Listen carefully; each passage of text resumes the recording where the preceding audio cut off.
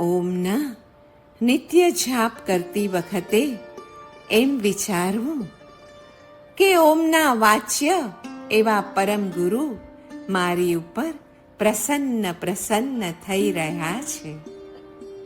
મંત્રના વર્ણોનો જપ તથા અર્થનું ચિંતન એ બે મળીને ફળને આપનાર થાય છે. ઓમ એ સંપૂર્ણ ધ્વનિઓનું અને અર્હમ એ સંપૂર્ણ લિપિઓનું પ્રતીક છે. ઓમ એ ધનુષ્ય, મન એ બાણ અને બ્રહ્મ એ લક્ષ્ય છે.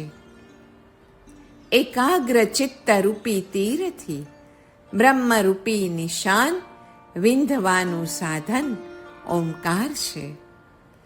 જેમ તીર લક્ષ્યમાં લાગીને પછી એક રૂપ થઈ જાય છે ને, તેમ જીવાત્મા પરમાત્મા સાથે મળીને એક રૂપ થઈ જાય છે. ઓમ એ આત્માનું વાસ્તવિક નામ છે અને સંસાર સાગર પાર પામવાની નૌકા પણ છે. ઓમ એ શાસ્ત્રોનો સાર છે તો મંત્રોનો પ્રાણ છે.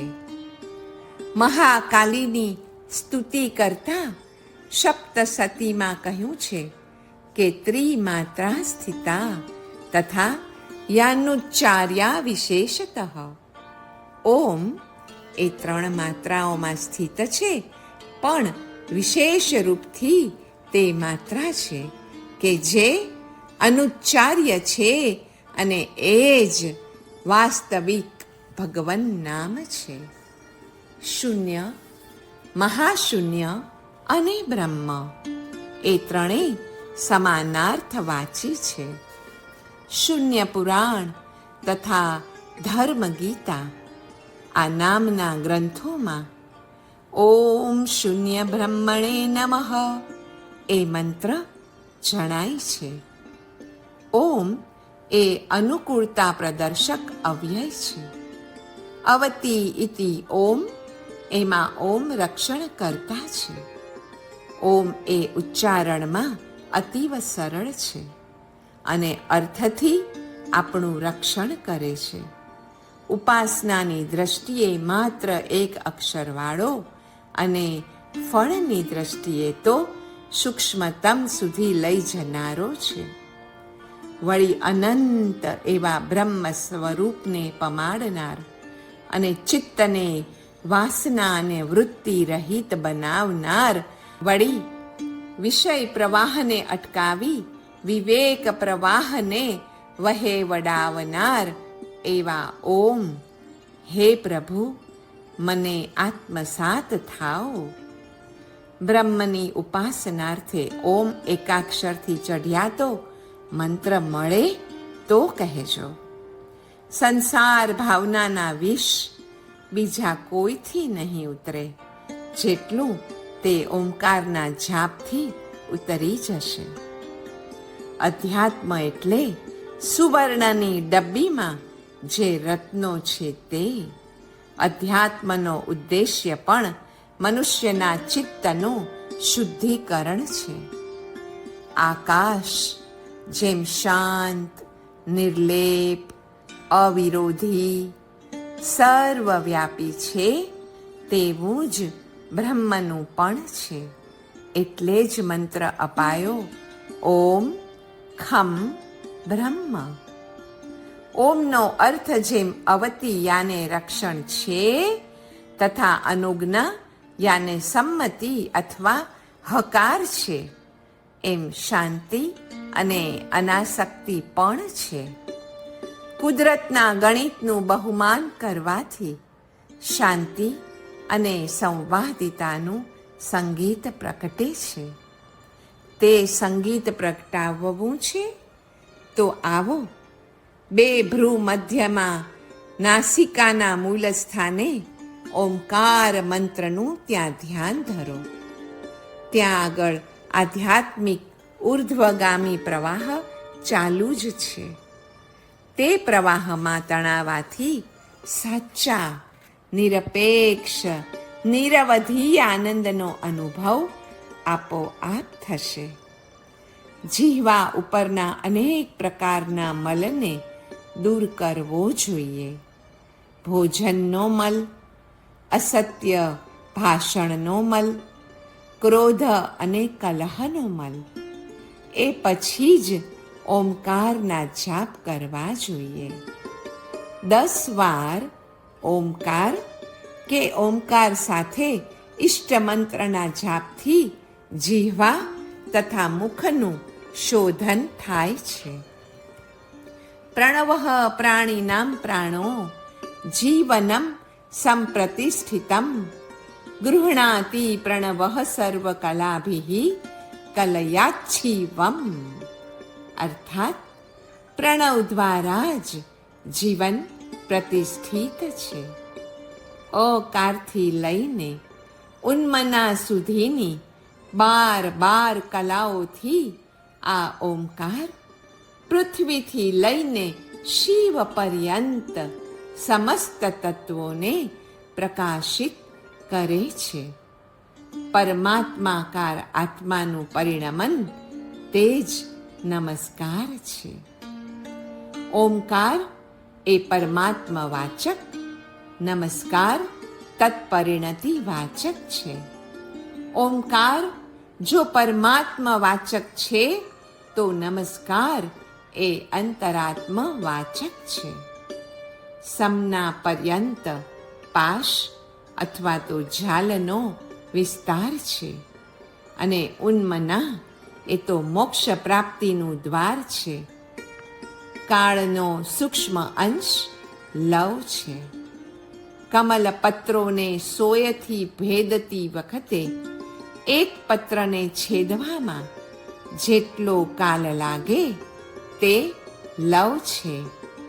લવને એક માત્રા ઉચ્ચારણ કાલ કહ્યો છે.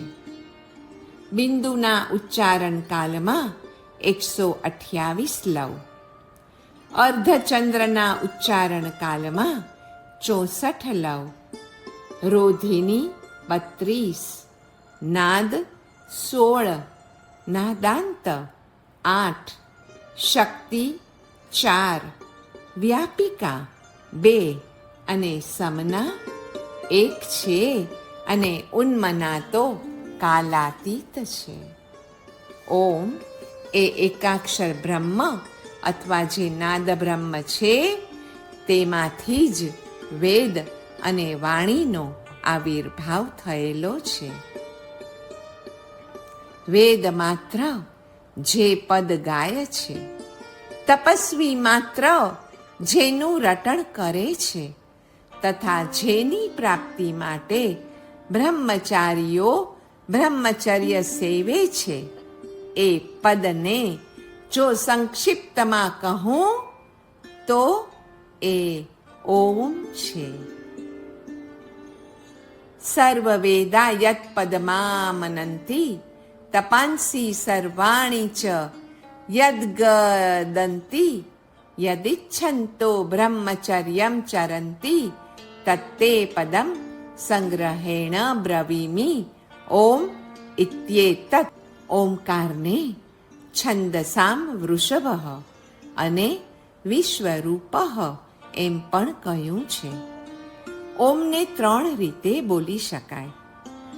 હસ્વ માત્રા એનાથી વચન સિદ્ધિ, દીર્ઘ માત્રા એનાથી કાર્ય સિદ્ધિ તથા પ્લુત માત્રાથી દારિદ્ર્યનો નાશ થાય છે. મંત્રોચ્ચારણ એ મંત્રશૂલ, મંત્ર વિભાવન એ જ્ઞાનશૂલ. મંત્ર ચૈતન્ય એ છે પ્રાણમય નાદ શક્તિનો આવિર્ભાવ. માત્રા એટલે હ્રસ્વથી સમના સુધી. માત્રાહીન શુદ્ધ સ્વરૂપ એટલે ઉન્મના અને અક્ષર એટલે મોક્ષ અને બ્રહ્મ એટલે કેવળ જ્ઞાન. ઓમકારને ઉદ્ગીત, આદિશબ્દ, પ્રણવ, સ્ફોટ, તાર, નાદ તથા પરા ઇત્યાદિ શબ્દોથી પણ ઓળખાવાય છે. ઓમકારનું 1 સેકન્ડમાં 16 વારથી કમ અને 50,000 વારથી અધિક કંપન થાય છે તે શ્રોત્રેન્દ્રિયથી અગ્રાહ્ય છે. તેને અલ્ટ્રા એન્ડ સુપ્રાસોનિક શબ્દથી પણ સંબોધાય છે.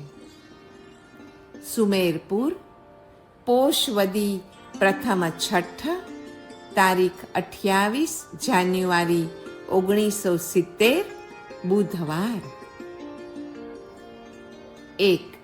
ઓમ બ્રહ્મવાચક ઉપનિષદ અ વત્તા ઉ વત્તા ખોડોમાં. ઓમ ઈશ્વરવાચક યોગસૂત્ર અ વત્તા ઉ વત્તા ખોડોમાં. ઓમ પરમેષ્ઠીવાચક જીનાગમ કહે છે અને તે પણ કહે છે અ વત્તા ઉ વત્તા ખોડોમાં. અને ઓમ બ્રહ્મા વિષ્ણુ મહેશ વાચક એ પૌરાણિક ગ્રંથો કહે છે અને એમાં પણ અ વત્તા ઉ વત્તા ખોડોમાં. વમ વમ ઉ વત્તા અ વત્તા ખોડોમાં ક્ષુદ્રાધિકાર. ઉમાં એમાં ઉ વત્તા ખોડોમાં વત્તા અ તાંત્રિક. 2. ઓમ એટલે શબ્દ બ્રહ્મ જે છે વૈયાકરણી કહે છે. ઓમ એટલે અનાહતનાદ એ તો રાધા સ્વામી કહે છે. અને અનાહતનાદ એટલે સુરતાને શબ્દમાં પરોવવી તે. ઓમ પરાવાક શુદ્ધ ચેતન સ્વરૂપ શાંત સમુદ્ર સમાન છે. ઓમને છાંદોગ્ય ઉપનિષદ ઉદ્ગીત અથવા તો ભૂમા કહે છે. યો વૈ ભૂમા તત્સુખમ નાલ્પે સુખમસ્તી. અર્થાત અલ્પમાં સુખ નથી, સુખ તો ભૂમામાં વિશાળતામાં છે. આ ભૂમા સર્વત્ર પૂર્ણ અને સર્વથી પર છે. જે આ ભૂમાને જાણે છે ને તે પોતાના આત્માને જાણે છે. ભૂમા એટલે વિશાળ ચૈતન્ય. જે મહત ચેતના અનંત એવા આ બ્રહ્માંડમાં વ્યાપ્ત છે એ મારા અને દરેક માનવીના અંતરમાં પણ રહેલ છે. એવો આત્મવિશ્વાસ ઉદ્ગીતનું ગાન કરાવે છે.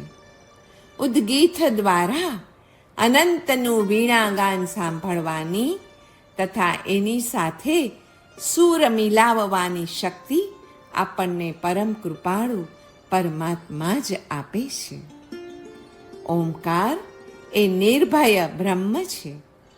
જેનું ચિત્ત નિત્ય ઓમકારમાં સમાહિત રહે છે તેની નિકટ ભય જેવી વસ્તુ તો ફરકી પણ શકતી નથી. ઓમકારનો જાપ સર્વ દર્શનોમાં એટલે જ કદાચ પરમ મંગલ ગણાય છે. ઓમકારની ત્રિમાત્રા દેહ, પ્રાણ અને મનની વાચક છે.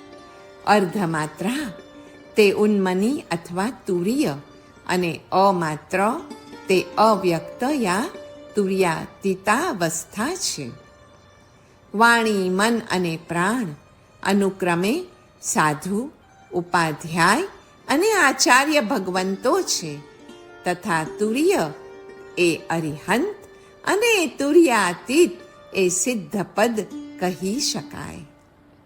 ઓમકારમાં જે 5 માત્રા છે અ, ઉ, ખોડો મ, અર્ધમાત્રા અને અમાત્રા એમ એના હ્રસ્વ, દીર્ઘ, પ્લુત, સૂક્ષ્મ અને અતિસૂક્ષ્મ એમ 5 વિભાગ પણ પડી શકે જે અનુક્રમે સાધુ, પાઠક, સુરી, અરિહંત અને સિદ્ધ વાચક ગણીને ઓમકારનું ધ્યાન થઈ શકે છે.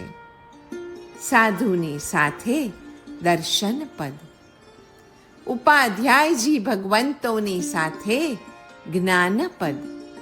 આચાર્ય પ્રવર ભગવંતોની સાથે ચારિત્ર પદ તથા અરિહંત અને સિદ્ધની સાથે તપપદ જોડાયેલું છે. તપપદ શુક્લ ધ્યાન પર્યંત અને તેના પહેલા બે પાયા કૈવલ્યને તથા છેલ્લા બે પાયા નિર્વાણને આપનારા છે. એ રીતે ઓમકાર એ પંચ પરમેષ્ઠીનો અદ્ભુત રીતે વાચક છે. ઓમ એ શેનું પ્રતીક છે? ઓમ એ બ્રહ્મનું પ્રતીક છે. તદુપરાંત તે નિર્ગુણ અને નિરાકારનું મૂર્તિમંત પ્રતીક પણ છે. એટલે જ કદાચ ઓમકારની ઉપાસનાને પ્રતીકોપાસના પણ કહેવાય છે. આ પ્રતીકોપાસના એટલે નિર્ગુણ અને નિરાકારની ઉપાસના અને શુદ્ધ બ્રહ્મની ઉપાસના. આ પ્રતીકોપાસના કરવા માટેનો સાધક વળી કેવો હોવો જોઈએ? ઓમનો સાધક શુદ્ધ વૈરાગ્યવાન હોવો જોઈએ. ઓમનો એક અર્થ અનુજ્ઞા, સંમતિ કે હકાર છે. એ સાધક પણ ક્યારેય કોઈ નેગેટિવ બાબત કે પછી નકારવાચક કોઈ પણ વાક્ય ક્યારેય બોલે નહીં. ઓમમાં ત્રિમાત્ર છે: અકાર, ઉકાર અને મકાર. તેમાં અકાર એટલે વાણી, ઉકાર એટલે મન અને મકાર એટલે પ્રાણ. એ ત્રણથી મારો આત્મા પર છે.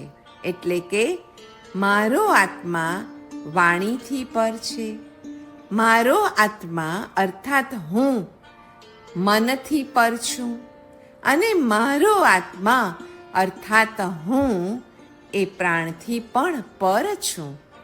બસ આ રહસ્ય અને આ અંતિમ સત્ય જે સમજી ગયો તે સાધક ઓમકારને અત્યંત સાચી અને સારી રીતે સમજી ગયો એમ ગણાય છે. આમ ઓમ એ નિર્ગુણ અને નિરાકારનું પ્રતીક છે.